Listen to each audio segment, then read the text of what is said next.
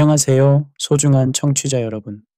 오늘 이 귀한 시간에 여러분과 함께 매우 민감하지만 꼭 짚고 넘어가야 할 주제를 다루게 되어 감사합니다. 혹시 교회에 다니시면서 이런 경험 해보신 적 있으십니까? 목사님들끼리 묘하게 경쟁하는 분위기, 누구의 교회가 더 크고 누구의 설교가 더 은혜롭다는 비교, 그리고 때로는 같은 교단 안에서도 서로를 견제하고 무너뜨리려는 모습들, 이런 광경을 보면서 과연 이것이 예수님이 원하신 교회의 모습일까? 라는 의문이 들지 않으십니까? 오늘 우리가 함께 살펴볼 이야기는 바로 이 지점에서 시작됩니다. 성경의 가인과 아벨 이야기는 단순히 고대의 형제 갈등이 아닙니다. 이것은 오늘날 교회 안에서도 생생하게 반복되고 있는 인간 본성의 어두운 단면이며 특히 목회자들 사이에서 벌어지는 영적 전쟁의 원형이라고 할 수 있습니다. 우리가 오늘 함께 고민해야 할 핵심 질문은 이것입니다. 왜 하나님을 섬긴다는 사람들이, 그것도 목회자들이 서로를 미워하고 무너뜨리려 할까? 그리고 이런 모습이 과연 하나님이 원하시는 교회의 참된 모습일까? 이 질문에 답을 찾아가는 과정에서 우리는 가인의 후손처럼 살아가는 현대 교회의 민낯을 직시해야 할 것입니다. 때로는 불편하고 아플 수도 있지만 진실을 마주하는 것이야말로 진정한 회복의 첫걸음이 되리라 믿습니다. 창세기 4장을 펼쳐보면 인류 역사상 최초의 살인 사건을 마주하게 됩니다. 가인이 자신의 동생 아벨을 죽인 사건입니다. 하지만 이 이야기를 단순히 형이 동생을 질투해서 죽였다는 차원에서만 이해한다면 우리는 이 사건이 가진 깊은 영적 의미를 놓치게 됩니다. 심리학자 칼 구스타프 융근, 인간의 무의식에는 집단적 무의식이 존재하며 이것이 원형의 형태로 세대를 통해 전승된다고 말했습니다. 가인과 아벨의 이야기는 바로 이런 원형적 갈등 구조를 보여주는 대표적인 예입니다. 가인의 문제는 단순히 개인적인 성격 결함이 아니었습니다. 그것은 하나님과의 관계에서 오는 깊은 열등감, 그리고 그 열등감이 만들어낸 파괴적인 분노였습니다. 하나님께서 자신의 제사는 받지 않으시고 아벨의 제사는 받으시자 가인은 견딜 수 없는 좌절감을 느꼈습니다. 현대의 목회자들도 이와 비슷한 상황에 놓여 있지 않을까요? 자신의 교회는 부흥하지 않는데 옆 교회는 성장하고 자신의 설교는 반응이 시원찮은데 다른 목사의 설교는 사람들이 열광할 때 그들의 마음 깊은 곳에서도 가인과 같은 감정이 꿈틀거리지 않을까요? 사회학자 피에르 부르디오에는 상징적 폭력이라는 개념을 통해 물리적 폭력이 아니더라도 언어와 권력으로 타인을 억압하고 상처 주는 것 역시 폭력이라고 정의했습니다. 오늘날 교회 안에서 벌어지는 목회자들 간의 갈등은 바로 이런 상징적 폭력의 전형을 보여줍니다. 제1장 가인의 후손, 영적 DNA의 비밀. 가인의 삶을 자세히 들여다보면 세 가지 뚜렷한 패턴을 발견할 수 있습니다. 첫째는 비교에서 오는 열등감, 둘째는 인정받지 못한다는 분노, 셋째는 숨겨진 미움이 폭발하여 파괴적 행동으로 이어지는 것입니다. 심리학자 알프레드 아들러는 인간의 모든 행동 뒤에는 열등감이 숨어 있다고 주장했습니다. 그는 이것을 개인 심리학의 핵심 개념으로 제시했는데 인간은 태어날 때부터 무력한 존재이기 때문에 본능적으로 열등감을 느끼며 이를 극복하려는 욕구가 모든 행동의 동기가 된다고 설명했습니다.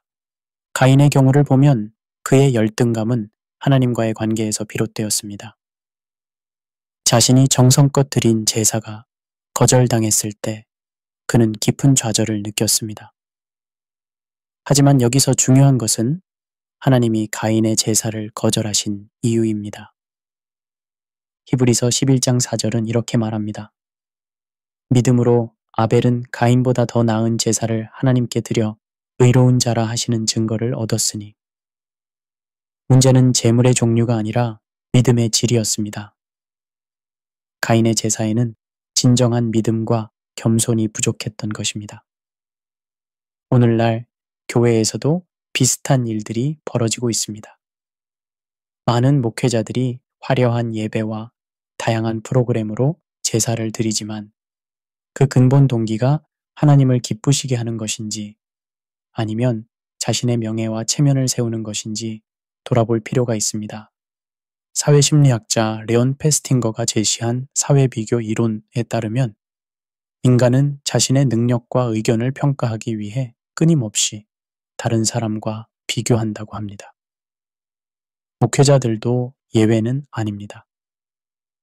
교회 성장률, 헌금 액수, 설교 반응 등을 통해 자신의 목회 성과를 다른 목회자와 비교하게 됩니다. 하지만 여기서 함정이 있습니다. 이런 비교는 필연적으로 승자와 패자를 만들어내고 패자는 열등감에 시달리게 되며 이 열등감이 결국 미움과 질투로 변질되는 것입니다. 실제로 한 교단 내에서 벌어진 사례를 들어보겠습니다. A 목사는 20년간 목회했지만 교회가 100명을 넘지 못했는데 같은 신학교 동기인 B 목사는 10년 만에 1000명 교회를 이루었습니다. 처음에는 축하했지만 시간이 지날수록 A 목사는 B 목사를 만나는 것조차 부담스러워했습니다. 그리고 결국 B 목사의 목회에 대해 교회 성장주의, 복음의 본질을 잃었다는 식으로 비판하기 시작했습니다. 이런 모습이 바로 현대판 가인의 모습이 아닐까요? 가인의 후손들이 보인 특징들을 성경에서 살펴보면 흥미로운 점을 발견할 수 있습니다. 가인의 후손 중 라멕은 가인보다 더 잔혹해졌습니다. 창세기 4장 23절과 24절에서 그는 이렇게 말합니다. 라멕이 아내들에게 이르되 아다와 실라야 내 목소리를 들으라. 라멕의 아내들이야 내 말을 들으라. 나의 상함으로 말미암아 내가 사람을 죽였고 나의 다침으로 말미암아 소년을 죽였도다. 가인을 위하여는 버리칠 베일진데 라멕을 위하여는 77 베일이로다. 여기서 보는 것은 죄의 세대 전수입니다. 가인의 죄악이 그 후손들에게 더욱 악화된 형태로 나타나고 있는 것입니다. 이것이 바로 영적 DNA입니다. 현대 교회에서도 이런 영적 DNA의 전수를 목격할 수 있습니다. 권위주의적이고 독선적인 목회자 밑에서 자란 후배 목회자들이 스승보다 더한 독선을 보이거나 물질에 탐욕스러운 지도자를 본 제자들이 더 심한 탐욕을 드러내는 경우들을 종종 봅니다. 정신분석학자 카렌 호나이는 신경증적 성격의 특징 중 하나로 경쟁적 드라이브를 언급했습니다. 이는 다른 사람보다 우월해지려는 강박적 욕구인데 이 욕구가 좌절될 때 파괴적인 분노로 이어진다는 것입니다. 가인의 경우가 바로 이런 경쟁적 드라이브의 전형입니다.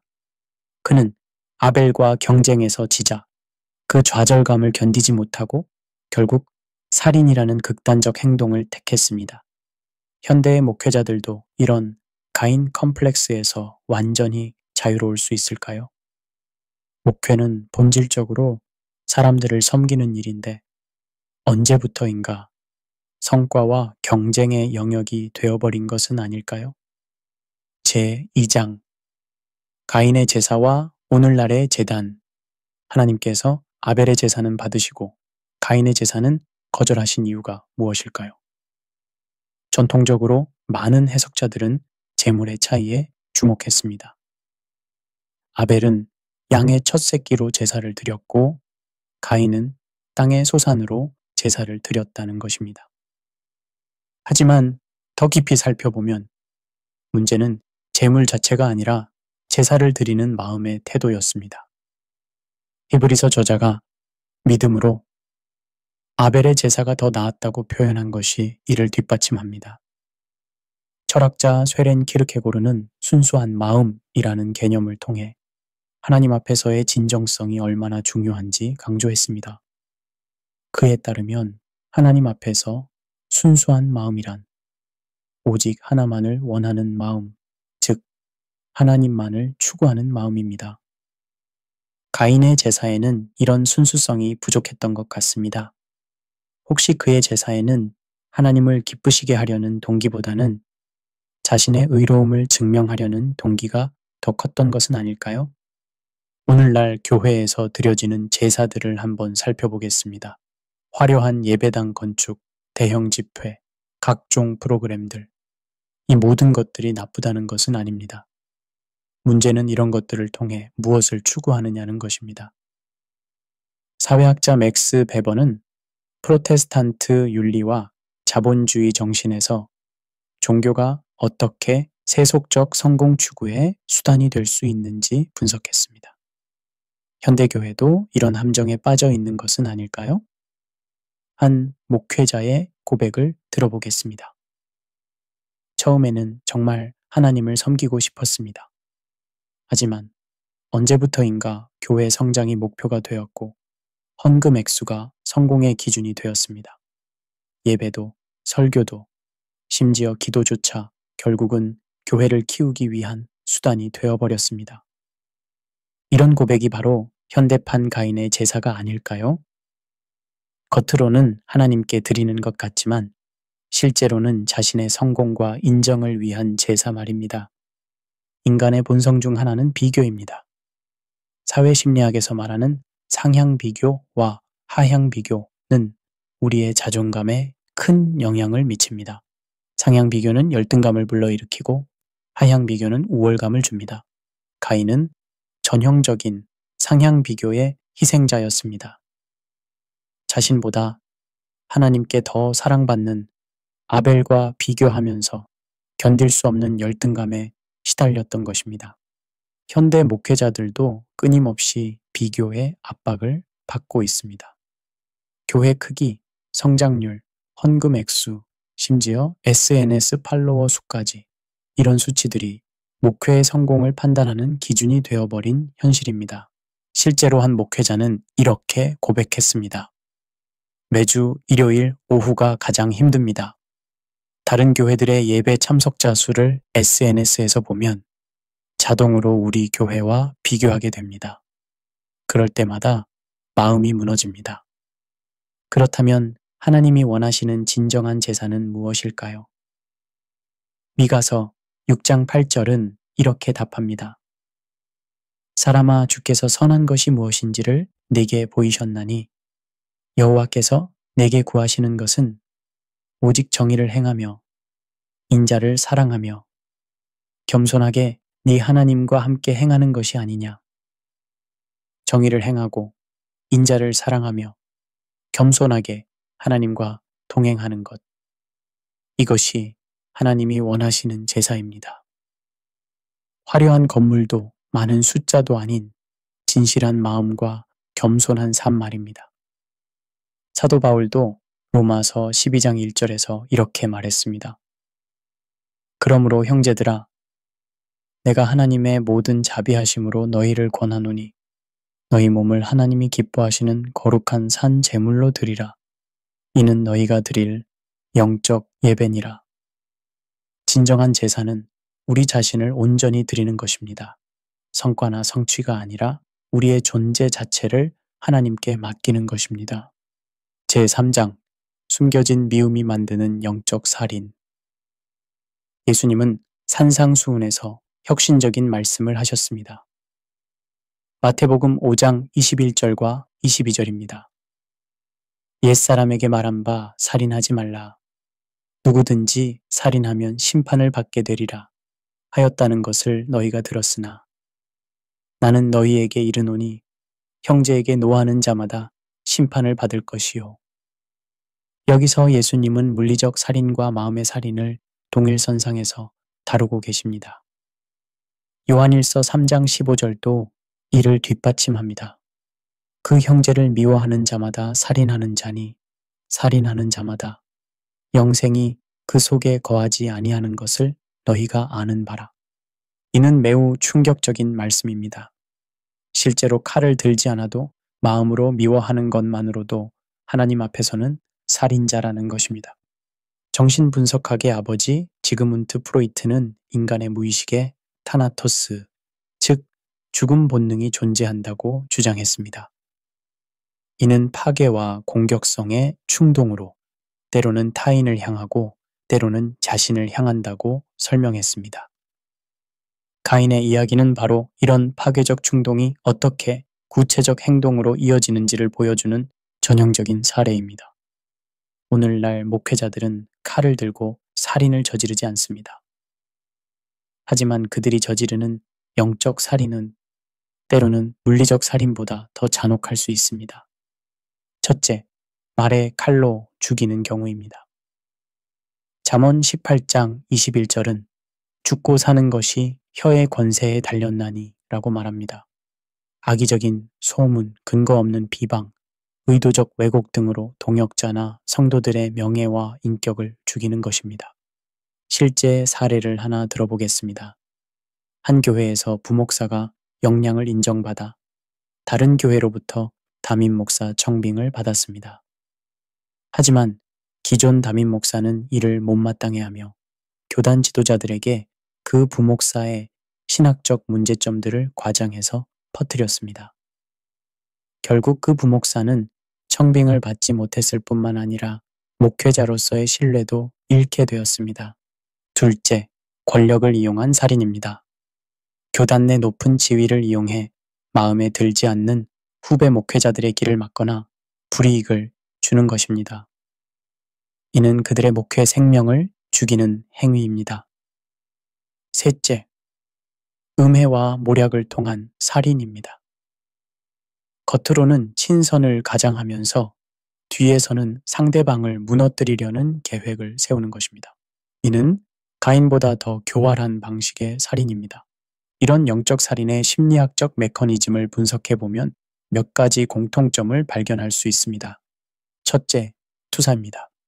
자신의 부정적 감정이나 욕구를 상대방에게 투사해서 상대방이 자신을 미워하거나 해치려 한다고 믿는 것입니다. 저 사람이 나를 시기한다. 저 사람이 나를 무너뜨리려 한다. 는 식의 생각들이 여기에 해당합니다. 둘째, 합리화입니다. 자신의 공격적 행동을 정당화하기 위해 그럴듯한 이유를 만들어내는 것입니다.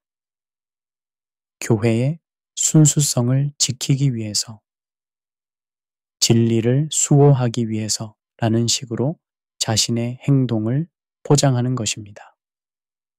셋째, 분열입니다. 세상을 선과 악, 편과 적으로 나누어 보는 인지적 편향입니다. 자신은 절대선이고 상대방은 절대악이라고 보는 흑백 논리가 여기에 해당합니다. 한 사람의 영적 살인은 개인적 차원에서 끝나지 않습니다. 그것은 공동체 전체를 병들게 하는 독소가 됩니다. 시스템 이론에 따르면 조직 내 한 구성원의 행동은 전체 시스템에 영향을 미칩니다. 특히 리더의 행동은 더욱 큰 파급 효과를 가져옵니다. 이런 관점에서 보면 영적 살인은 개인적 죄악을 넘어 공동체적 죄악이며 하나님 나라 확장을 방해하는 심각한 범죄라고 할 수 있습니다. 하지만 절망적이기만 한 것은 아닙니다. 가인에게도 하나님은 회개의 기회를 주셨습니다. 창세기 4장 7절에서 하나님은 이렇게 말씀하셨습니다. 네가 선을 행하면 어찌 낯을 들지 못하겠느냐. 선을 행하지 아니하면 죄가 내 문에 엎드려 있느니라. 죄가 너를 원하나 너는 죄를 다스릴지니라. 이 말씀은 오늘날 가인의 후손처럼 살아가는 목회자들에게도 동일하게 적용됩니다. 아직 늦지 않았습니다. 회개하고 돌이킬 기회가 있습니다. 제4장 열등감과 권력의 덫. 인간의 열등감은 어디서 비롯될까요? 심리학자 알프레드 아들러는 인간이 태어날 때부터 무력한 존재이기 때문에 본능적으로 열등감을 느낀다고 말했습니다. 하지만 이 열등감이 반드시 나쁜 것만은 아닙니다. 건전한 열등감은 우리로 하여금 더 나은 사람이 되려는 동기를 제공하기 때문입니다. 문제는 이 열등감이 왜곡될 때입니다. 아들러는 이를 열등감 복합체라고 불렀습니다. 이는 개인이 자신의 열등감을 극복하지 못하고 오히려 그에 지배당하는 상태를 말합니다. 가인의 경우를 보면 그의 열등감은 하나님과의 관계에서 비롯되었습니다. 자신의 제사가 거절당했을 때 그는 이를 건설적으로 받아들여 더 나은 제사를 준비할 수도 있었습니다. 하지만 그는 그 열등감을 아벨에 대한 질투와 미움으로 전환시켰습니다. 현대 목회자들이 느끼는 열등감은 매우 복합적입니다. 첫째, 신학적 열등감입니다. 자신의 신학적 지식이나 설교 능력이 다른 목회자보다 부족하다고 느끼는 것입니다. 특히 명문 신학교 출신이 아니거나 유학 경험이 없는 목회자들이 이런 열등감을 많이 느낍니다. 둘째, 교회 성장에 대한 열등감입니다. 자신의 교회는 정체되어 있는데 다른 교회들은 부흥하는 것을 볼 때 느끼는 좌절감입니다. 한국 교회의 성장주의 문화가 이런 열등감을 더욱 부추기고 있습니다. 셋째, 경제적 열등감입니다. 목회자의 경제적 처우가 일반 직장인보다 좋지 않은 경우가 많은데 이는 사회적 지위에 대한 열등감으로 이어지기도 합니다. 넷째, 나이와 경력에 대한 열등감입니다. 자신보다 나이 어린 목회자가 더 큰 교회를 담임하거나 더 인정받을 때 느끼는 상대적 박탈감입니다. 심리학자 알프레드 아들러는 권력의 의지라는 개념을 통해 인간이 열등감을 극복하려는 과정에서 어떻게 권력욕이 생겨나는지 설명했습니다. 이는 원래 철학자 프리드리히 니체의 개념이지만 아들러가 심리학적으로 발전시켰습니다. 권력욕 자체는 나쁜 것이 아닙니다. 건전한 권력욕은 자신의 능력을 발전시키고 더 나은 사람이 되려는 동기를 제공합니다. 하지만 이것이 왜곡되면 다른 사람을 지배하고 억압하려는 파괴적 욕구가 됩니다. 가인의 경우 그는 자신의 열등감을 건설적으로 극복하는 대신 아벨을 제거함으로써 상대적 우위를 확보하려 했습니다. 이것이 바로 왜곡된 권력욕의 전형입니다.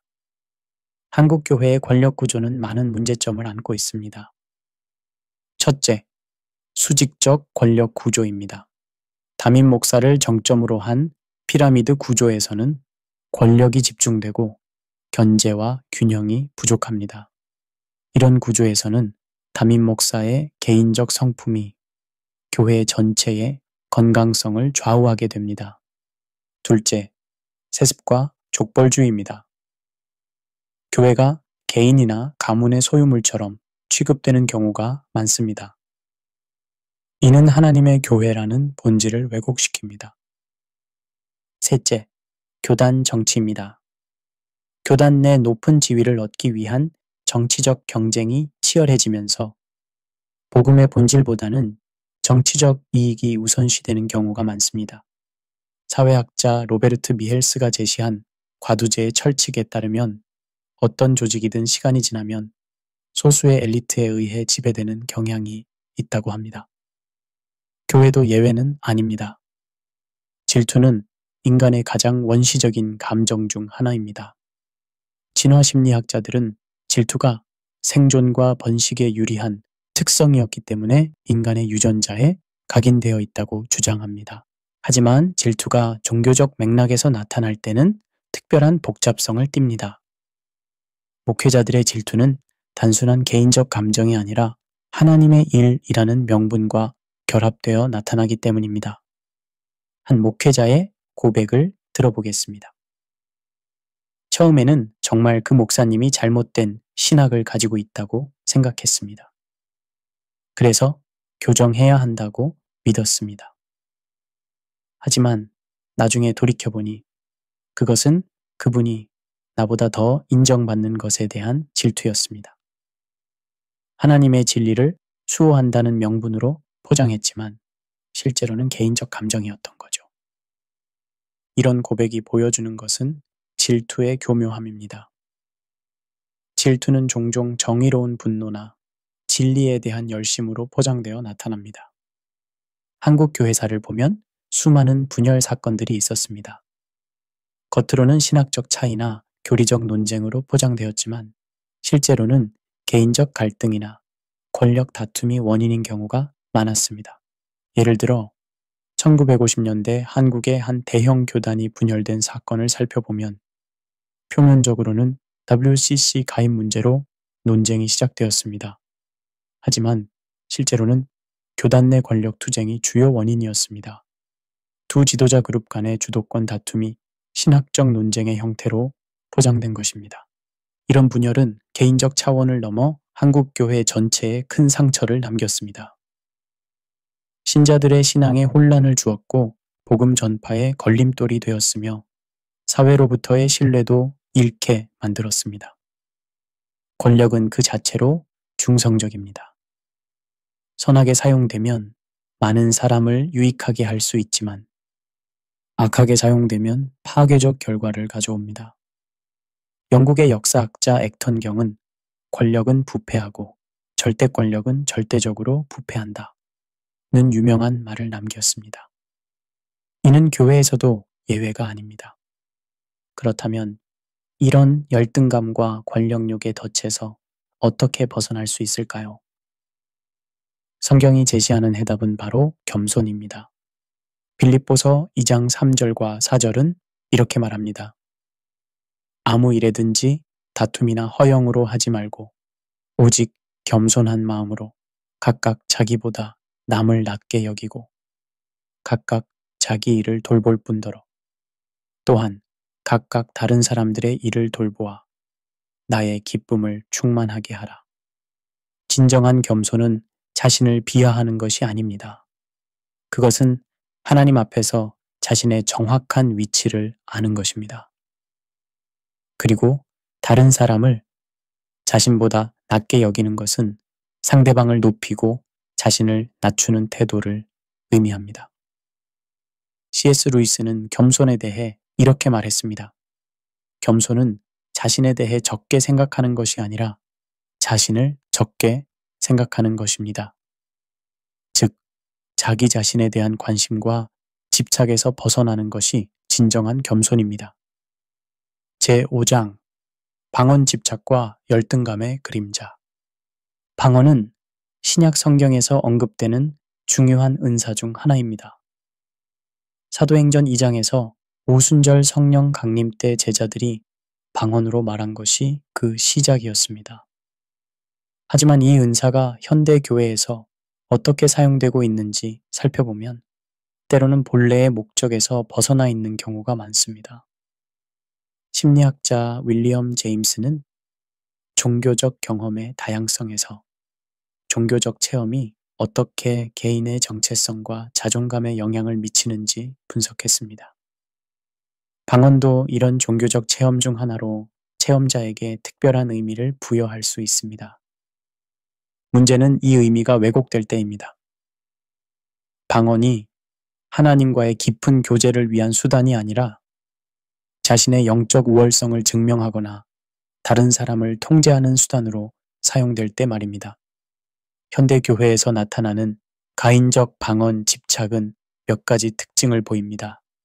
첫째, 영적 계급제 조성입니다. 방언을 하는 사람과 하지 않는 사람을 구분하여 마치 영적 계급이 있는 것처럼 취급하는 것입니다. 방언하는 사람은 성령 충만한 사람, 그렇지 않은 사람은 아직 은혜 받지 못한 사람으로 분류하는 것입니다. 실제로 한 교회에서 일어난 사례를 들어보겠습니다. 새신자가 등록하면 가장 먼저 받는 질문이 방언하세요? 였습니다. 방언을 하지 않으면 성령의 은사를 받기 위해 기도해야 한다며 별도의 프로그램에 참여하도록 했습니다. 그 결과 방언을 하지 않는 성도들은 자연스럽게 열등감을 느끼게 되었고 교회 내에서 소외감을 경험했습니다. 둘째, 권위의 도구화입니다. 목회자가 자신의 영적 권위를 세우기 위해 방언을 사용하는 것입니다. 나는 방언으로 하나님의 뜻을 직접 들었다는 식으로 자신의 의견을 절대화하는 것입니다. 셋째, 집단 동조 압력입니다. 방언을 하지 않는 사람에게 지속적으로 압력을 가해 억지로라도 방언하게 만들려는 것입니다. 이는 개인의 신앙적 자유를 침해하는 행위입니다. 방언 집착의 이면에는 종종 보상 심리가 작동합니다. 심리학에서 말하는 보상 심리란 어떤 영역에서의 부족함을 다른 영역에서의 과도한 성취로 메우려는 심리적 메커니즘을 말합니다. 목회자의 경우를 보면 1. 설교력이 부족한 목회자가 방언을 통해 영적 권위를 세우려 합니다. 2. 신학적 깊이가 부족한 목회자가 성령의 직접 계시를 주장합니다. 그리고 3. 교회 성장이 잘 안 되는 목회자가 우리는 성령 충만한 교회라고 자위합니다. 이런 보상 심리는 일시적으로는 열등감을 완화시켜 줄 수 있지만 근본적인 해결책이 되지는 못합니다. 오히려 더 큰 문제를 야기할 수 있습니다. 사도 바울은 고린도전서 14장에서 방언에 대해 균형 잡힌 가르침을 제공합니다.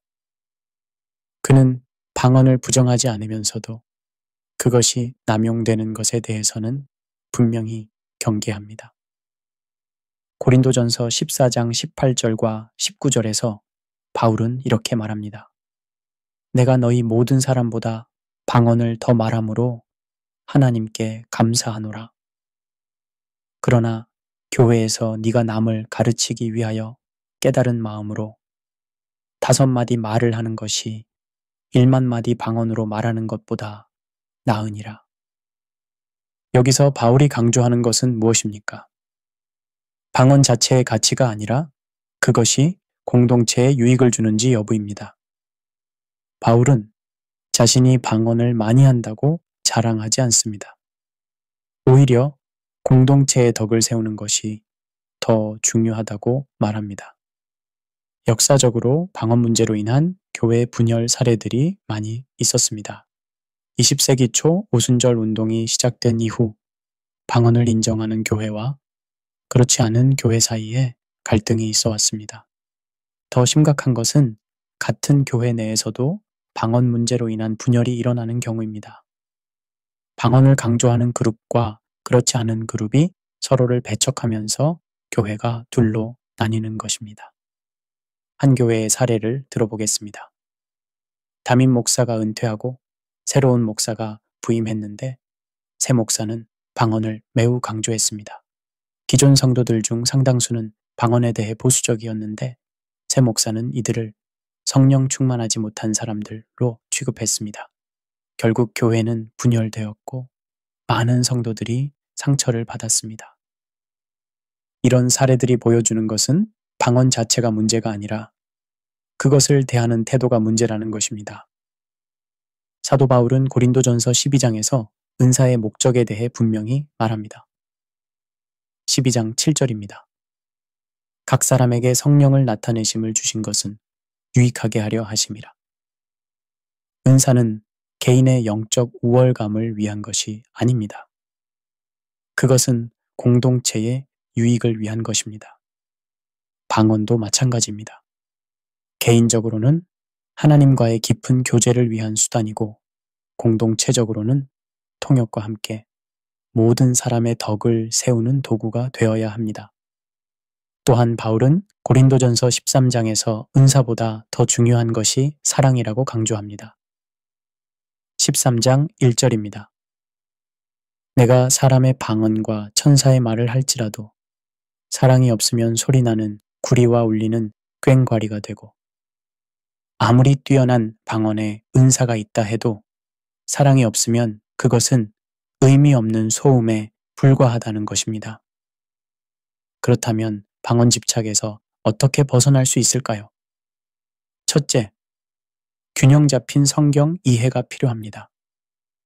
방언에 관한 성경의 가르침을 전체적이고 균형 있게 이해해야 합니다. 한두 구절에만 매달리지 말고 성경 전체의 메시지를 파악해야 합니다. 둘째, 개인적 체험의 절대화 금지입니다. 자신의 방언 체험이 아무리 귀하다 해도 그것을 절대적 기준으로 삼아서는 안 됩니다. 다른 사람들의 신앙 여정도 존중해야 합니다. 셋째, 공동체성 회복입니다. 은사는 개인의 영성을 위한 것이기도 하지만 더 중요한 것은 공동체의 덕을 세우는 것입니다. 이 원칙을 잊지 말아야 합니다. 넷째, 겸손한 자세입니다. 하나님의 은사는 누구에게나 다양한 형태로 주어집니다. 방언이 유일한 은사도 아니고 가장 중요한 은사도 아닙니다. 제6장 하나님의 질문 내 아우가 어디 있느냐? 창세기 4장 9절 아벨을 죽인 가인에게 하나님께서 물으십니다. 내 아우 아벨이 어디 있느냐? 이 질문은 단순한 정보 요구가 아니었습니다. 전지전능하신 하나님께서 아벨의 행방을 모르실 리 없기 때문입니다. 이는 철학에서 말하는 수사적 질문입니다. 답을 구하기 위한 질문이 아니라 상대방으로 하여금 자신의 행동을 돌아보게 하기 위한 질문입니다. 심리학자 칼 로저스가 제시한 인간 중심 상담에서는 상담자가 내담자에게 직접적인 조언을 하기보다는 적절한 질문을 통해 스스로 깨달음에 이르도록 돕는 것을 중시합니다. 하나님의 이 질문도 같은 맥락에서 이해할 수 있습니다. 하나님은 가인에게 심판을 선언하기 전에 먼저 스스로 자신의 행동을 돌아볼 기회를 주신 것입니다. 이는 하나님의 자비로우신 성품을 보여줍니다. 하지만 가인의 반응은 어땠습니까? 내가 알지 못하나이다. 내가 내 아우를 지키는 자니이까? 이 대답에는 두 가지 문제가 있습니다. 첫째, 거짓말입니다. 내가 알지 못하나이다 라고 말했지만 가인은 분명히 아벨을 어디서 무엇을 했는지 알고 있었습니다. 자신이 직접 죽였기 때문입니다. 둘째, 책임 회피입니다. 내가 내 아우를 지키는 자니이까? 라는 반문은 자신에게는 아벨을 돌볼 의무가 없다는 주장입니다. 심리학에서는 이런 반응을 방어 기제라고 합니다. 특히 가인의 반응은 부인과 합리화의 전형을 보여줍니다. 하나님은 오늘날에도 목회자들에게 동일한 질문을 하고 계십니다. 네 아우가 어디 있느냐? 네가 돌보아야 할 양떼가 어디 있느냐? 네가 사랑해야 할 동역자가 어디 있느냐? 이 질문 앞에서 많은 목회자들이 가인과 비슷한 반응을 보입니다. 저는 모릅니다. 그 사람이 왜 교회를 떠났는지. 제가 그 목사를 돌봐야 할 의무가 있습니까? 저는 제 교회만 잘 돌보면 되는 것 아닙니까? 이런 반응들이 현대판 가인의 답변이 아닐까요? 목회자는 단순히 설교하고 예배를 인도하는 사람이 아닙니다. 그들은 목자로 부름받은 사람들입니다. 예수님은 요한복음 10장에서 자신을 선한 목자라고 소개하시면서 선한 목자의 특징을 말씀해 주셨습니다. 요한복음 10장 11절 나는 선한 목자라. 선한 목자는 양들을 위하여 목숨을 버리거니와. 요한복음 10장 14절 나는 선한 목자라. 나는 내 양을 알고 양도 나를 아는 것이. 선한 목자의 첫 번째 특징은 자기 희생입니다. 양들을 위해 자신의 목숨까지 버릴 수 있는 사랑입니다. 두 번째 특징은 개별적 관심입니다. 양들 하나하나를 개별적으로 알고 돌보는 것입니다. 하지만 현실의 많은 목회자들은 어떻습니까? 양들을 위해 희생하기보다는 양들로부터 인정받고 섬김받기를 원하지 않습니까? 개별적으로 돌보기보다는 숫자로만 파악하려 하지 않습니까? 사회학자 지그문트 바우만은 현대 사회를 액체 근대성이라는 개념으로 설명했습니다. 모든 것이 유동적이고 불안정한 시대에 인간관계도 일회용품처럼 소비되고 버려진다는 것입니다. 이런 현상은 교회에서도 나타납니다. 목회자와 성도들 사이의 관계가 점점 피상적이 되고 진정한 돌봄의 관계보다는 서비스 제공자와 소비자의 관계로 변질되어 가고 있습니다. 목회자의 돌봄 책임은 자신의 교회 성도들에게만 국한되지 않습니다. 같은 주님을 섬기는 동역자들에 대해서도 책임이 있습니다. 사도 바울은 갈라디아서 6장 2절에서 이렇게 말했습니다. 너희가 짐을 서로 지라. 그리하여 그리스도의 법을 성취하라. 그리스도의 법이 무엇입니까? 사랑의 법입니다. 서로의 짐을 져주고 서로를 돌보는 것입니다. 이는 개인적 차원을 넘어 목회자들 사이에서도 적용되어야 할 원칙입니다. 하지만 현실은 어떻습니까? 목회자들 사이에 진정한 동역의 관계가 있습니까? 서로의 어려움을 나누고 도와주는 문화가 있습니까? 아니면 경쟁자로만 여기고 있습니까? 그렇다면 목회자의 책임 범위는 어디까지일까요? 모든 사람을 다 돌볼 수는 없지 않습니까? 이 질문에 대해 예수님의 선한 사마리아인 비유가 답을 제공합니다. 제사장과 레위인은 강도 만난 사람을 외면하고 지나갔지만 사마리아인은 그를 돌보았습니다. 예수님은 이 비유를 통해 누가 내 이웃이냐? 는 질문에 답을 제시하셨습니다. 이웃은 혈연이나 지역, 종족으로 정해지는 것이 아니라 도움이 필요한 상황에서 만나게 되는 사람이라는 것입니다. 마찬가지로 목회자의 돌봄 책임도 형식적 경계를 넘어서야 합니다. 자신의 교회 성도가 아니더라도 자신이 도울 수 있는 상황에서 만나게 되는 사람들에 대해서는 책임이 있는 것입니다. 하지만 많은 목회자들이 다양한 변명을 내세웁니다. 요즘 시대는 개인주의 시대입니다. 각자 알아서 해야죠. 저도 할 일이 너무 많습니다. 다른 사람까지 돌볼 여유가 없어요. 그 사람이 떠난 것은 제 책임이 아닙니다. 개인적 선택이죠. 경쟁 시대의 동역자를 도와주면 제가 손해를 봅니다. 이런 변명들이 가인의 내가 내 아우를 지키는 자니까 와 본질적으로 다를 게 무엇입니까? 심리학자 알버트 반두라는 도덕적 이탈 이론을 제시했습니다.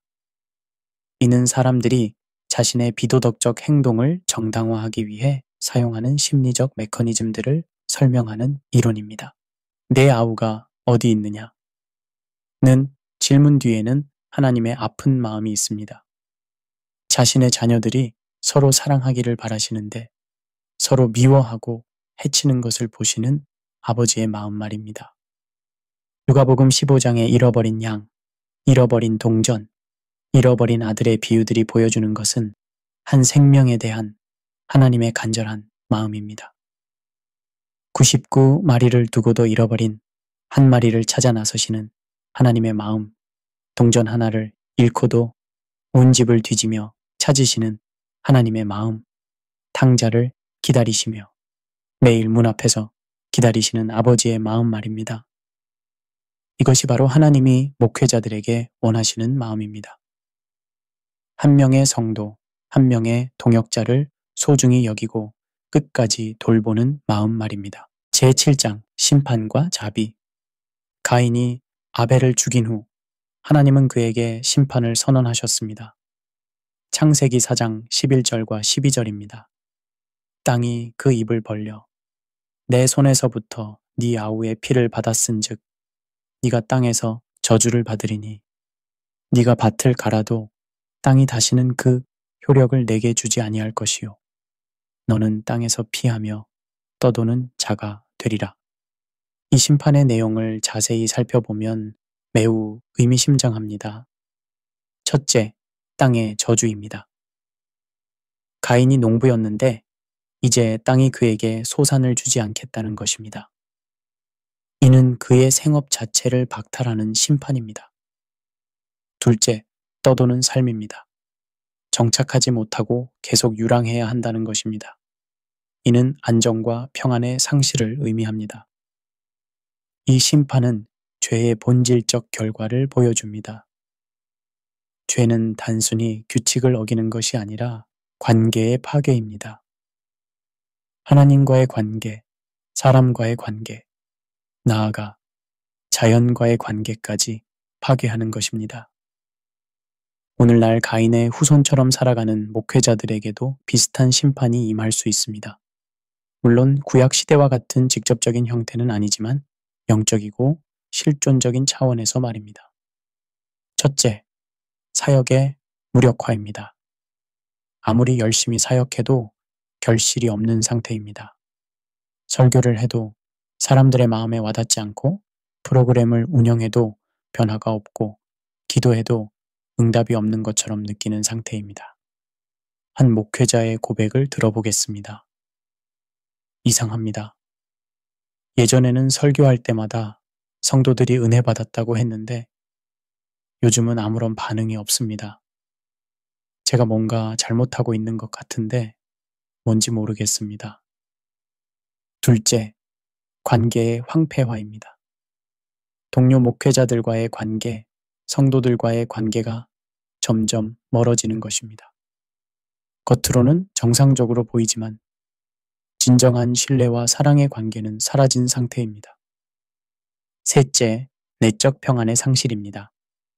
끊임없는 불안과 초조함에 시달리는 것입니다. 마치 가인이 떠도는 자가 된 것처럼 마음의 안식을 찾지 못하는 상태입니다. 심리학자 브레네 브라운은 죄책감과 수치심을 구분해서 설명합니다. 죄책감은 내가 나쁜 일을 했다는 것이고 수치심은 나는 나쁜 사람이다는 것입니다. 죄책감은 건설적일 수 있습니다. 잘못된 행동을 반성하고 고치려는 동기를 제공하기 때문입니다. 하지만 수치심은 파괴적입니다. 자존감을 무너뜨리고 절망에 빠뜨리기 때문입니다. 가인의 경우를 보면 그는 건전한 죄책감을 느끼기보다는 파괴적인 수치심에 사로잡혔던 것 같습니다. 그래서 회개하고 돌이키기보다는 더욱 하나님으로부터 멀어졌습니다. 현대의 목회자들도 마찬가지입니다. 자신의 잘못을 인정하고 회개하는 건전한 죄책감보다는 자신의 존재 자체를 부정하는 수치심에 빠지는 경우가 많습니다. 제8장 복음의 길 히브리서 12장 24절은 매우 중요한 대조를 제시합니다. 새 언약의 중보자이신 예수와 및 아벨의 피보다 더 나은 것을 말하는 뿌린 피니라. 아벨의 피와 예수의 피, 둘 다 억울하게 흘려진 의인의 피입니다. 하지만 그 의미는 정반대입니다. 아벨의 피는 심판을 외쳤습니다. 창세기 4장 10절에서 하나님은 네 아우의 피가 땅에서부터 내게 호소하고 있다고 말씀하셨습니다. 원어로 호소한다는 것은 정의를 요구하고 복수를 외치는 것을 의미합니다. 반면 예수의 피는 용서를 선포합니다. 십자가에서 예수님은 아버지 저들을 사하여 주옵소서 자기들이 하는 것을 알지 못함이니이다 라고 기도하셨습니다. 이것이 복음의 핵심입니다. 우리가 마땅히 받아야 할 심판을 예수님이 대신 받으시고 우리에게는 용서와 구원을 주신 것입니다. 복음은 단순한 정보나 교리가 아닙니다.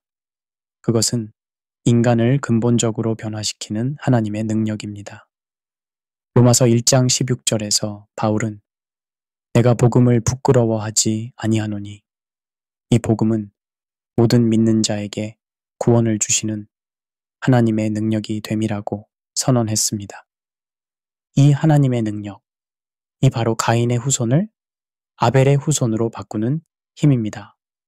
열등감에 시달리던 사람을 하나님의 사랑받는 자녀로 미움에 가득한 마음을 사랑으로 충만한 마음으로 질투와 시기의 노예를 기쁨과 감사의 사람으로 변화시키는 능력입니다. 이런 변화의 신학적 근거는 칭의와 성화입니다. 칭의는 하나님이 죄인을 의롭다고 선언하시는 것입니다. 이는 우리의 행위나 노력과 상관없이 오직 믿음으로만 얻는 것입니다. 가인의 후손이라 할지라도 예수 그리스도를 믿기만 하면 하나님 앞에서 의로운 자로 여김을 받습니다. 성화는 실제로 의로운 삶을 살아가는 과정입니다. 칭의가 법정적 선언이라면 성화는 실존적 변화입니다. 성령님의 도우심으로 점진적으로 그리스도의 성품을 닮아가는 것입니다. 중요한 것은 성화가 칭의의 결과라는 점입니다. 의로워지기 위해 노력하는 것이 아니라 이미 의롭다고 선언받았기 때문에 그에 합당한 삶을 살아가는 것입니다. 심리학에서도 진정한 변화는 행동 수정이 아니라 정체성 변화에서 비롯된다고 말합니다. 행동심리학자 제임스 클리어는 아토믹 헤빗에서 이렇게 말했습니다. 진정한 행동 변화는 정체성 변화입니다. 당신이 되고 싶은 사람의 유형을 결정하고 작은 승리로 그것을 자신에게 증명하는 것입니다. 복음이 제공하는 것이 바로 이런 정체성 변화입니다. 나는 가인의 후손이다 에서 나는 하나님의 사랑받는 자녀다로의 정체성 변화 말입니다. 복음의 가장 아름다운 점은 그것이 희망의 메시지라는 것입니다. 아무리 깊이 빠져 있던 가인의 후손이라 할지라도 복음 앞에서는 새로운 시작이 가능합니다. 사도 바울의 고백을 들어보겠습니다. 고린도전서 15장 9절과 10절입니다. 나는 사도 중에 가장 작은 자라 나는 하나님의 교회를 박해하였으므로 사도라 칭함받기를 감당하지 못할 자니라. 그러나 내가 나 된 것은 하나님의 은혜로 된 것이니 내게 주신 그의 은혜가 헛되지 아니하여 내가 모든 사도보다 더 많이 수고하였으나 내가 한 것이 아니요 오직 나와 함께 하신 하나님의 은혜로라. 바울은 자신을 교회의 박해자였다고 고백합니다. 어떤 의미에서는 가인보다 더 악한 사람이었을 수도 있습니다. 하지만 하나님의 은혜로 완전히 새로운 사람이 되었습니다. 이것이 복음의 능력입니다. 과거가 어떠했든 현재 상황이 어떠하든 복음 앞에서는 새로운 시작이 가능합니다. 하지만 복음적 변화가 일회적 사건으로 끝나는 것은 아닙니다. 그것은 평생에 걸친 과정입니다. 가인의 성향은 여전히 우리 안에 남아 있어서 끊임없이 우리를 유혹합니다. 사도 바울도 이런 투쟁을 고백했습니다. 로마서 7장 15절입니다. 내가 행하는 것을 내가 알지 못하노니 곧 내가 원하는 것은 행하지 아니하고 도리어 미워하는 것을 행함이라. 완벽해지기를 기대하기보다는 지속적인 성장을 추구해야 합니다. 넘어져도 다시 일어서고 실패해도 다시 시작하는 것이 신앙인의 삶입니다. 중요한 것은 혼자 투쟁하는 것이 아니라 성령님의 도우심과 신앙 공동체의 지원을 받으며 함께 걸어가는 것입니다. 에필로그 가인에서 아벨로 새로운 시작. 지금까지 우리는 함께 가인의 후손들이 어떻게 현대 교회 안에서 살아가고 있는지 살펴보았습니다. 열등감에 사로잡혀 형제를 미워하고 권력욕에 눈이 멀어 동역자를 무너뜨리며 방언 집착으로 성도들을 갈라놓는 모습들을 보았습니다. 동시에 우리는 하나님의 자비와 복음의 능력도 보았습니다. 가인에게도 회개의 기회를 주셨던 하나님, 아벨의 피보다 더 나은 것을 말하는 예수의 피를 통해 완전한 용서와 새로운 시작을 제공하시는 하나님의 사랑을 확인했습니다. 이제 우리에게는 선택이 있습니다. 계속해서 가인의 후손으로 살 것인가, 아니면 복음의 능력으로 새로운 존재가 될 것인가? 만약 자신 안에서 가인의 모습을 발견했다면 이것이 바로 회개의 기회입니다. 회개는 단순히 미안하다고 말하는 것이 아닙니다. 그것은 방향을 바꾸는 것입니다. 지금까지 가인의 길을 걸어왔다면 이제는 아벨의 길을 걷겠다고 결단하는 것입니다. 우리가 추구해야 할 교회의 모습은 무엇일까요? 그것은 목회자들이 서로 사랑하고 격려하며 성도들을 진심으로 돌보고 하나님의 영광만을 추구하는 공동체입니다. 경쟁과 질투가 아니라 협력과 사랑이 넘치는 곳, 권력과 지위가 아니라 섬김과 희생이 존중받는 곳, 외형적 성장이 아니라 내적 성숙을 추구하는 곳입니다. 이런 교회가 꿈 같은 이야기일까요? 아닙니다. 복음의 능력이 있다면 충분히 가능합니다. 이미 곳곳에서 이런 교회들이 생겨나고 있습니다. 사랑하는 여러분, 우리에게는 아직 기회가 있습니다. 하나님께서는 가인에게도 회개의 기회를 주셨듯이 오늘도 우리에게 새로운 시작의 기회를 주고 계십니다. 더 이상 가인의 후손으로 살지 마십시오. 열등감과 질투, 미움과 시기의 노예가 되지 마십시오. 복음의 능력으로 새로운 피조물이 되십시오. 아벨처럼 하나님께 참된 제사를 드리십시오. 믿음으로, 겸손으로, 사랑으로 하나님과 사람을 섬기십시오. 그래서 사람들이 우리를 볼 때 가인의 후손이 아니라 예수 그리스도의 제자라고 인정할 수 있도록 합시다. 감사합니다.